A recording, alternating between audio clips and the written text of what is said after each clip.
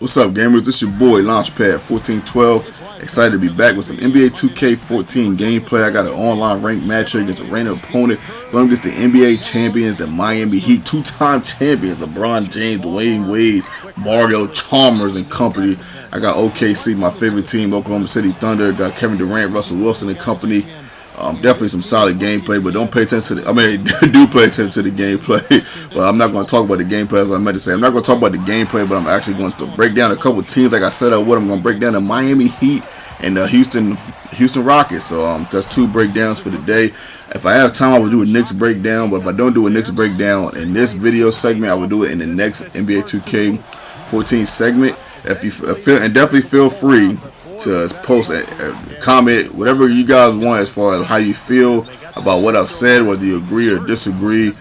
And let me know what teams you want me to break down. I have these three teams that's going to get broken down because it was suggested by subscribers. You guys know I delivered that mail, knock down those pins. You guys know how I do. And just feel free to say whatever you want. I mean, it's NBA, basically NBA 2, not 2K talk, but NBA talk. I'm very excited about this season. It's my favorite sport, my favorite hobby on the planet. So I'm glad that somebody's even listening to me vent. I can even vent to the world about how I feel about, anything I want to say about the NBA. But with that said, let's get into this Miami Heat breakdown. They have two new additions for what I recall, with the exception of probably, I know there's a rookie in there, but I'm not sure who the rookie is. But they got Michael Beasley and Greg Oden.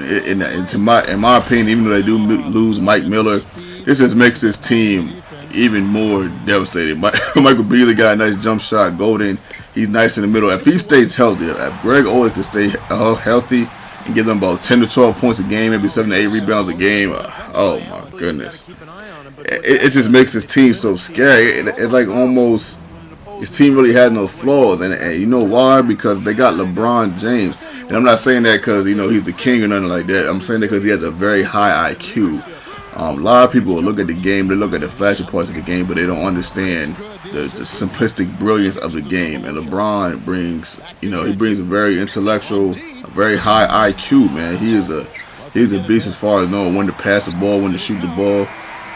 Oh man, he just takes them to a great level. That's why I got the MVP the last 2 years, man. He's definitely the best player in the world right now. And you got him, Wade. What Eric Spoelstra has to do, what he definitely has to do, is make sure he manages their time, especially Dwayne Wade with him being hurt all the time. But these guys got so many solid players, so many solid shooters, especially when they play against teams that are not as good as them. They don't have to play Wade that much. Wade can play about 15 to 20 minutes instead of like 25 to 28 minutes. If Eric Spoelstra does a good job of managing that, this team should be fine. This team should be on their way back to the championship, especially if Greg Oden stays healthy. I just don't. There's only two things I can see happening. Either they get a little bit too cocky with it, which is possible. You already won 2 chips. You know what I mean? You might feel a little bit. They might feel a little bit, impenetrable. They might feel perfect to a degree. You know what I mean? It might be a little conceited. You never know. You just never know what goes on in the locker room. But these guys got so many shooters, man. They can get Jawad Howard to come off the bench and knock down a jumper. Even he probably still got a jumper. I mean, Haslam has a jumper. Everybody pretty much got a jumper on the team except for Joel Anthony. It's just, man, I'm just thinking about Wade and LeBron just dishing and kicking and them swinging the ball. It's just, and they don't have to do nothing crazy. It's simplistic basketball. Just a win and beat every team in the league. But with that said, one of the flaws is that they could be too perfect. I'm not saying too perfect, but too conceited, or they get too tired because going from back to back, playing in June 3 times in a row, that many games can be tiring, especially for LeBron. So Eric Spoelstra, like I said before, he definitely has to watch that time. Worst case scenario, they don't make the championship. Period. I would say worst case scenario, Eastern Conference Finals. I would say that. Best case scenario, they win another chip. LeBron gets MVP of the league and the NBA Finals again. I can see that happen. I'm not saying it's going to happen, but if it does happen, I wouldn't be shocked, man. He's just that impactful of a player. He's really just that good, and he also has the teammates. They're going to be a tough squad, man. Shane Battier there's so many good things to say about that team. I could go on throughout the whole video. I'm sorry, talking about all the good things these guys have on their team. But we're going to end that segment. Worst case scenario, Eastern Conference Finals. Best case scenario, they win it all again and they win 3 in a row. Next team, the Houston Rockets. Whew. This is another team right here. Man, I think it's a good shot. It could be Houston versus Miami Heat this year. You know, I love my boys OKC. I'm not sure if we have enough firepower, to get to that. I think we can get to the Western Conference Finals. But can we beat Houston? I really think the Houston Rockets are going to go to the finals. Not the finals, but the Western Conference Finals. I'm almost going to put a guarantee. I'm not going to put a guarantee stamp on it, but I'm close. I'm like really close. Because if you think about what Hardy can do, and these guys got shooters. Jeremy Lin is looking better. All of a sudden, he got a jump shot now. I seen his game, and his game looks way better than what it did last year. Last year, he looked kind of suspect in my opinion. But now he's back. He's getting his game back. You got Parsons. But I'm going to tell you who the key of the team is going to be. People are going to be like, what? This is insane. Are you serious?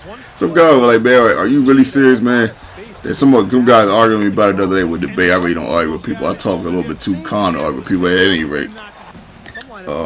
Patrick Beverley. Yes, Patrick Beverley is going to be the key to this team winning. I'm going to tell you why. Because he just does so much. So many little things that people don't see. He makes the extra effort to get a steal. The extra effort to get a rebound. Extra effort to get open for the jump shot. Floaters. I mean, this guy, he does a little bit of everything. He's feisty. He's in your face. He causes problems. He's smart on defense, especially with helping. He's going to be very valuable to this team. Of course, James Harden and Dwight Howard are going to be the most valuable pieces, but Patrick Beverley is also going to be a very solid intricate to their plan to get to the NBA Finals and win it. He's going to be big. They got the boy Francisco. I can't believe his name. I can't remember what his name was, but they got him. They got to guard Durant in the first round playoffs against the Thunder. He is solid. This team is built pretty good. Plus, they got Ashik too, man. Ashik is nice, man. Him and Dwight Howard, that is just gonna be, oh man, that's just gonna be nasty. They got so they got Ashik, and they got the boy Dwight Howard. Is this? Whew, I can almost see Houston doing what kind of like what Orlando did, and with the Magic when they had Dwight Howard, but instead of having Hedo Turkoglu, you got I feel is a better player in James Harden, who's probably going to make a little bit better decisions, and he's definitely going to score more points, and he's definitely more of a threat with the ball. He's just such a problem, because the thing of it is, he can drive to the cup, take and-ones and get and-ones, and then he can step back and shoot the three, and then he's a very good decision maker. I know because he played for OKC Thunder. When he played for OKC, every time he got the ball in his hand, I was so comfortable. Like, even when we played against the Spurs that year and we beat them 4 times in a row, when he got the ball in his hand, I really sat back and relaxed because I knew every single time, just about every single time, he was going to make the best decision. And I was so sad when he went away. I told you guys when he went to in the last video how I felt, but then when I broke down the Thunder team, oh my goodness. But I said overall, very solid team, very sound team. I don't really see many flaws or weaknesses in this team. Only problem they can have is injuries, if that happens. But if that doesn't happen, sky's the limit for this team. Worst case scenario, I say they don't make it to the Western Conference Finals because they're going to make the playoffs. Worst case scenario, they don't make it to the Western Conference Finals. Best case scenario, they win the whole thing. I really feel like this is a team that has a really good shot at winning the whole thing, taking the chip and taking it all the way. I think they will give LeBron James and the Miami Heat a very, very tough battle. I can just see that, man. Sheik, Howard, those two guys are going to be a problem on the block. Dwight Howard coming up for pick and rolls. James Harden making a decision on the pick and roll, deciding whether to pass the ball to Beverly or Parsons or Jeremy Lin. Because they got shooters too. Not many shooters in Miami, but they got shooters. It's just it's gonna be a lot of fun watching them. Oops to Dwight Howard. I can just see a lot of good things, man. So that's my 2 breakdowns for the 2 teams. I don't have enough time to talk about the Knicks because I got a minute and some change left. But it would take me a little longer to talk about the Knicks because there's some certain technicalities about their team that I kind of want to discuss, like world peace and Shepard. You know, there's a couple things. I mean, and they got some guys on the team. Oh yeah, another thing about the Houston Rockets, they also got Marcus Camby. Why is he important? Because he can get them time. He can give Ashik and Howard valuable minutes that they are going to need throughout the season, especially when it comes to delivering out this time. These NBA teams that have to be worried at the time. There's too many injuries going on.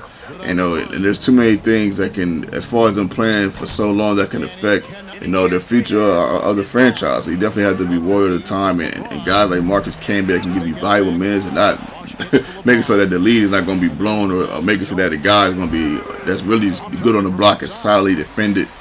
They're just valuable. So you got. Now Marcus Camby was another nice addition to the team. But yeah, like I said about the Knicks, they got some things that I want to talk about and sort out. They're gonna be a little bit tougher team to break down than these two. But like I said before, these two teams, worst case scenario championship, best case scenario championship. You guys heard the worst. Hope you guys enjoyed the video. It's your boy, and I'm out.